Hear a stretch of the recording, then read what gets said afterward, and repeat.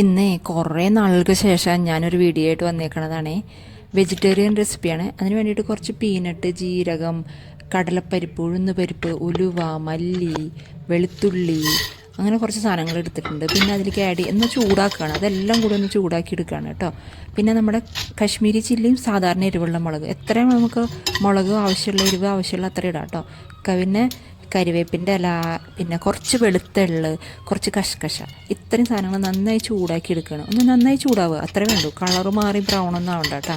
അതിൻ്റെ കൂടെ കുറച്ച് നാളികേരം, നമ്മുടെ നാളികേരം ചിരവിയിട്ട് ഒന്ന് ക്രഷ് ചെയ്തെടുത്തു ഞാൻ. കാരണം അതിൻ്റെ കൂടെ ഇടല്ലേ, അങ്ങനെ വലിയ ഇതാക്കി ഇടണ്ട വിചാരിച്ചിട്ട് ഒന്ന് ക്രഷ് ചെയ്തെടുത്തിട്ട് അതും കൂടി മിക്സാക്കിയിട്ട് ഒന്ന് നന്നായി വാട്ടിയെടുക്കണം നാളികേരം കേട്ടോ. അതും ബ്രൗൺ ആവണ്ട കേട്ടോ, ബ്രൗൺ ആവേണ്ട ആവശ്യമില്ലേ.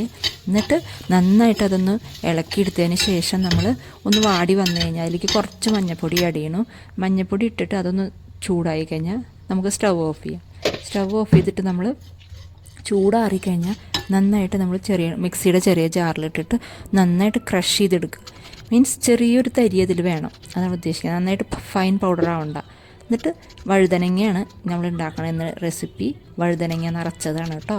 വഴുതനങ്ങ ഞാൻ ഇവിടെ ഇങ്ങനെ നമ്മൾ 4 എണ്ണമായിട്ട് ഇങ്ങനെ പൊളിച്ച് വെച്ചേക്കാണ് കേട്ടോ. കട്ട് ചെയ്ത് 4 പീസാക്കി വെക്കരുത്. ആ ഞെട്ട് കളയാണ്ട് അതിൻ്റെ 4 ഇങ്ങനെ വരഞ്ഞിട്ട് അത് ഇങ്ങനെ പൊളിച്ച് വെച്ചിട്ടുണ്ട്. ആ പൊടി നമ്മൾ അരച്ചെടുത്തിട്ടുണ്ടല്ലോ, അതിൽ കുറച്ച് ഉപ്പ് പൊടിയും കുറച്ച് പുളിവെള്ളവും, നമ്മുടെ സാധാരണ പുളി ഉണ്ടല്ലോ, പുളി പിഴിഞ്ഞതുണ്ടല്ലോ, അതും കൂടി മിക്സ് ചെയ്തിട്ട്, പുളിവെള്ളം കൂടി മിക്സ് ചെയ്തിട്ട് നന്നായിട്ട് ഒരു ഫില്ല് ചെയ്യാൻ പറ്റുന്ന ഒരു പരുവാക്കിയിട്ട് അതങ്ങനെ വെക്കുക.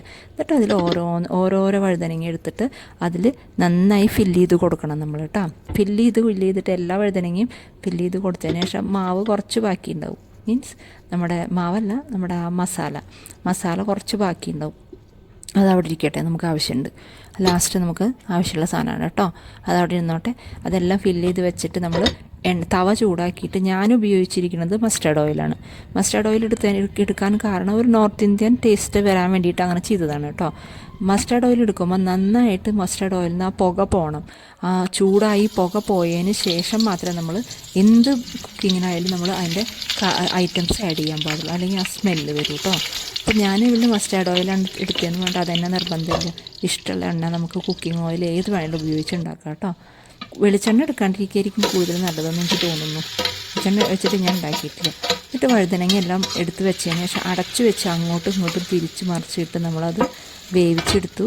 അത് കഴിഞ്ഞിട്ട് പിന്നെ നമ്മൾ ചെയ്യണത് ബാക്കിയുള്ള മസാല വെന്ത് വന്നതിന് ശേഷം മിഡിലിൽ സ്ഥലം ഉണ്ടാക്കിയിട്ട് ആ ബാക്കിയുള്ള മസാല അതിലേക്ക് ഇട്ടിട്ട് പിന്നെ അടച്ചു വെക്കണം. നന്നായി എണ്ണ തെളിഞ്ഞതിന് ശേഷം മല്ലിയില ഇട്ടിട്ട് നമ്മളത് ഓഫ് ചെയ്ത് കഴിഞ്ഞാൽ നമ്മുടെ അടിപൊളി വഴുതനങ്ങ നിറച്ചത് റെഡിയാണ് കേട്ടോ.